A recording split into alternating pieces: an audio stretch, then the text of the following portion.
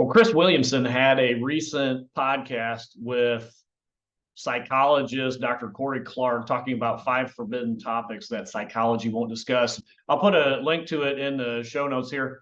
It was a really good conversation, but one of the things he brought up was about chivalry, and he got it dead wrong with what chivalry is. Now, he asserts, as many people assume, that chivalry has its roots in protecting women, in holding open doors, deferring to women, things like that. And I think he gets that wrong. So let me play the clip, and then I'll tell you why he gets that wrong. Because he's saying, when he talks about it, he says that feminism went wrong in demonizing chivalry because women don't need men. They don't need men for protection, blah, blah, blah, blah. But that is not what chivalry is rooted in. And I think he's making an error in saying that that is what chivalry has its roots in. Let's go to the clip, though. There's a interesting lesson I learned from Mary Harrington where the especially women at the top, the ones who create the culture of feminism in particular, don't have the interests of the women at the bottom in mind. Mm-hmm. So she used the example of reducing chivalry. Like, I don't need to be sort of protected by a man. I don't need him to hold the door open for me. I don't need him to pull my chair out. I don't need him to pay for the first date, etc., etc. Like, this is the egalitarian. And it's again, you're holding up, you're morally grandstanding for a disadvantaged group, and you're almost presuming that, hoping that they can take care of themselves. You're reducing dependency. But what those women at the top, the bourgeois sort of feminist believers, don't realize is that there are women at the bottom for whom their partner might have grown up in a single parent household, might have been abused by a father. Like, they could do with understanding protecting women, which is really what opening the door and pulling the chair out is about. It's like treating them in a more, a less robust way, is upstream from don't hit your wife, right? Just a little. Yeah, but the point of women as something that require protecting and providing for is something that can be dispensed with if you are part of some highfalutin class, but necessarily doesn't work down at the bottom. Okay, so here, this is a good show, but this is where Chris, he gets this wrong. They're saying that the feminists said, no, we don't need chivalry, and we're trying to do away with that. We don't need the protection of men, blah, blah, blah. No, feminism is the parasite that feeds off of chivalry.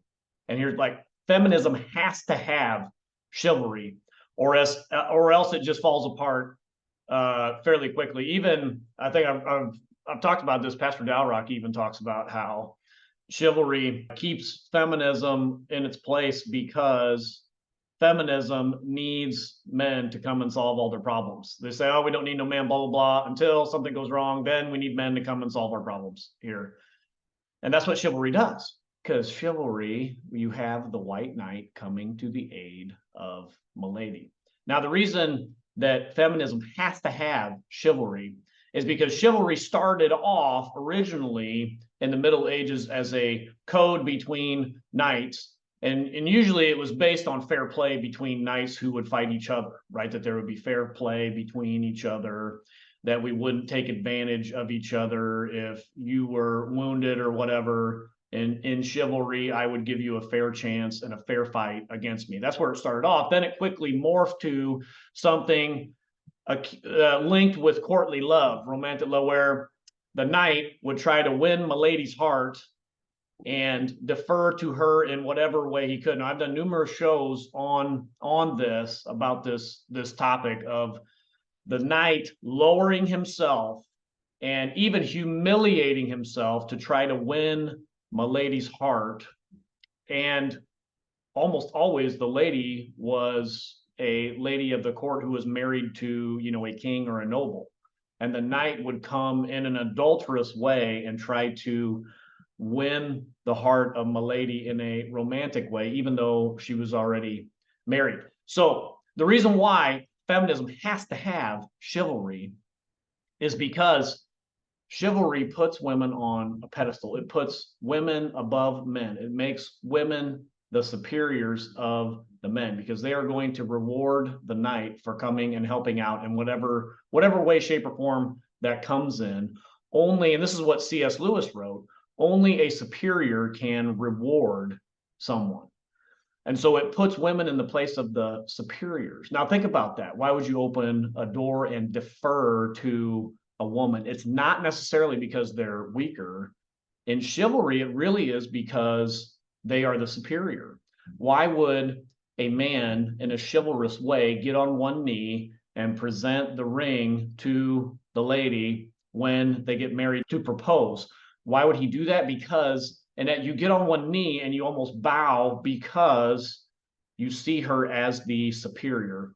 She is the superior. She is the one to be won. She is above you, things like that. So that is why feminism has to have chivalry in the background. Now, I just did a 3-part series on why game is a threat to our values.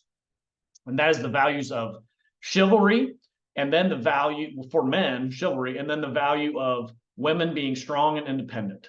Why game is a threat to that is because game at its core, game meaning how to seduce a woman, learning techniques to seduce a woman, the game, blah, blah, whatever. Game at its core rejects chivalry and says chivalry does not work in seducing a woman, in winning a woman's heart to you. It plain doesn't work. And so you need game to actually win a woman's heart. Chivalry really doesn't, because to win a woman over, to seduce her, you don't put her on a pedestal and then just try to do all kinds of things for her. That doesn't work. Is what the theory of game is. Now, I don't know if that's true because I don't have any game. But anyway, back to Chris Williamson. I think he's making a mistake here when he's saying feminism rejected chivalry, and that is to the detriment of a lot of women. No, feminism has to have chivalry, or else it quickly falls apart and dies. Because chivalry says women are up here and men are down here. And we must do things to try to win my lady's heart and white knight them. Hey, give me a comment. Give me a comment on this. Like, subscribe. Tell me what you think. I want to know your thoughts on this. I like a lot of Chris Williamson's shows, but when he made that comment, and this show is worth watching. It was really an interesting show with this psychologist here, Dr. Corey Clark. But give me a comment. Let me know what you think of this. We got to get this turned around. Chivalry's got to die. We got to get rid of chivalry. But even with that being said, Christ is winning. He is building his church, and the gates of hell will not prevail against it. Until next time, this is the Post Millennial Man.